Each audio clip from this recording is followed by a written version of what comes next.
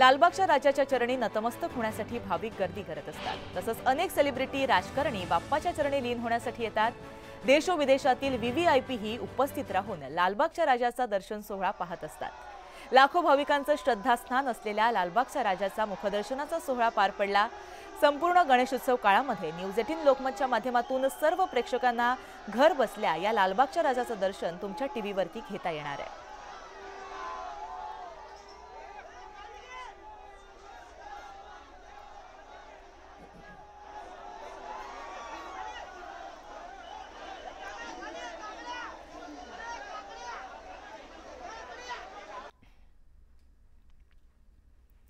तर लालबागच्या राजाच्या चरणी रिलायन्स फाउंडेशन कडून 20 किलो सोन्याचा 16 कोटी किमतीचा मुकुट अर्पण करण्यात आलाय। त्याची सर्वत्र सध्या चर्चा आहे।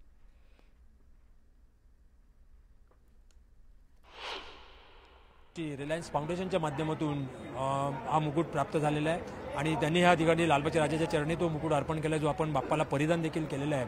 या मुकुटाची तयारी मला वाटते जवळजवळ 4 ते 5 महिन्यापासून त्यांनी सुरू केली होती।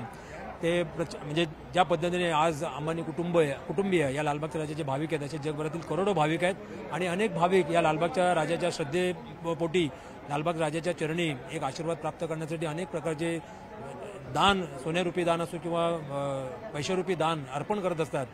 मंडळ देखील या पद्धतीने या भाविकांचा आदर करून या येणाऱ्या दानातून समाजोपयोगी कार्य मोठ्या प्रमाणात राबवत असते आणि अशाच प्रकारे हे आमचे भाविक आहेत। जसे रिलायन्स फाउंडेशनच्या वतीने आलेला हा मुकुट आहे, अतिशय रेखीव आणि अतिशय नक्षीदार हा मुकुट या ठिकाणी आपल्याला पाहावयास मिळतो।